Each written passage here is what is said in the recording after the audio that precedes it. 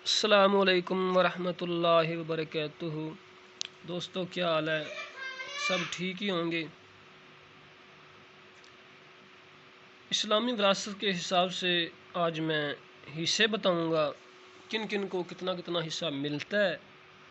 इस्लामी असूल के मुताबिक औलाद के लिए अगर इंसान फौत हो जाता है, पहले तो कर्ज़ा, ठीक है, कर्ज़ा अदा किया जाएगा। जो भी उस पर कर्ज़ होगा वो अदा किया जाएगा, उसका कफन दफन का इंतज़ाम किया जाएगा। और जो वसीयत की होगी वो, ठीक है, वसीयत देनी होगी। वसीयत भी 3% यानी कि तीसरे हिस्से से ज़्यादा नहीं कर सकता।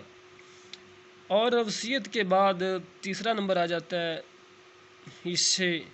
तीसरा नंबर पे आता है माँ बाप, ठीक है। माँ बाप का होता है तीसरे नंबर पे, माँ बाप बीवी खामद, ठीक है। माँ बाप का हिस्सा होता है अगर औलाद हो, ठीक है। माँ बाप का हिस्सा होता है अगर औलाद हो तो छठा, माँ को भी छठा मिलना है, बाप को भी छठा मिलना है। यानी कि इनके हिस्से कम ज़्यादा नहीं है, यानी कि औरत मर्द का इसी में हिसाब नहीं रखा, ठीक है। माँ को भी छठवां हिस्सा, बाप को भी छठा हिस्सा, ठीक है। बेटे की विरासत में से मिसाल तौर बराबर हिस्सा मिलना है। अगर औलाद है तो छठा हिस्सा, औलाद नहीं है तो तीसरा हिस्सा, ठीक है। यानी कि माँ बाप की विरासत, माँ बाप का हिस्सा अगर औलाद नहीं है तो फिर तीसरा हिस्सा है, अगर है तो फिर छठा हिस्सा है, ठीक है। ये आपके सामने नज़र भी आ रहा होगा। और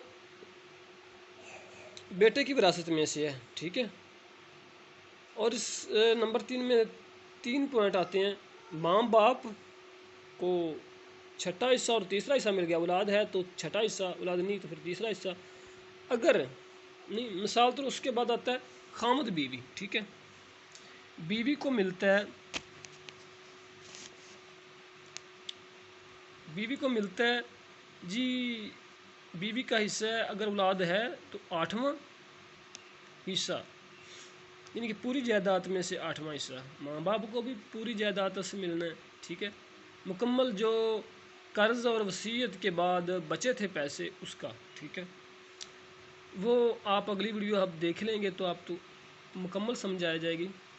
और उसके बाद आता है बीवी का औलाद ना हो तो फिर चौथा हिस्सा है। ये सूरत निसा आयत नंबर 11 के हिसाब से हमने बता दिए हैं, आपको बताते हैं। और शौहर का हिस्सा, खामद का हिस्सा अगर औलाद हो, छठा हिस्सा। अगर बीवी की जायद यानी कि बीवी की जायदाद में से, ठीक है, ठीक है, शौहर का ता खामद लिखा ना, खामद मकसद बीवी का ही बनना है ना, खामद का हिस्सा, ठीक है। अगर औलाद है तो चौथा, अगर औलाद नहीं है तो हाफ यानी कि आधा हिस्सा मिलेगा, ठीक है। और नंबर 1 पे आता है कर्ज, कर्ज नंबर 2 पे वसीयत, नंबर 3 पे आता है माँ बाप खामद बीवी, ठीक है। और नंबर 4 पे आता है औलाद, ठीक है। औलाद का हिस्सा 4 नंबर पे आता है, ठीक है। औलाद का हिस्सा मर्द का 1, औरत का हाफ, मर्द से हाफ मिलना है, ठीक है। इस तरह समझ लो, मर्द के 2 हिस्से, औरत का 1 हिस्सा, ठीक है। मर्द के 2, औरत का 1 हिस्सा, यानी कि आधा, मर्द से आधा मिलना है औरत को, ठीक है। बाकी जो बचेगी जायदाद, यानी कि कर्ज दे के, वसीयत दे के, उसके बाद जो बची थी उसके बाद से माँ बाप बीवी खामद का निकाला था। पहले कर्ज और वसीयत निकाली थी जायदाद में से, फिर उसमें से बचे थे जो पैसे, उसकी माँ बाप बीवी की खामद का हिस्सा निकाला था। और उसके बाद जो बचते थे पैसे, वो उसमें से मर्द का 2 हिस्से, औरत का 1 हिस्सा, इस हिसाब नाल मर्द के हाफ मिलना है औरत को। इसी हिसाब नाल ये विरासत हो जाएगी, ठीक है।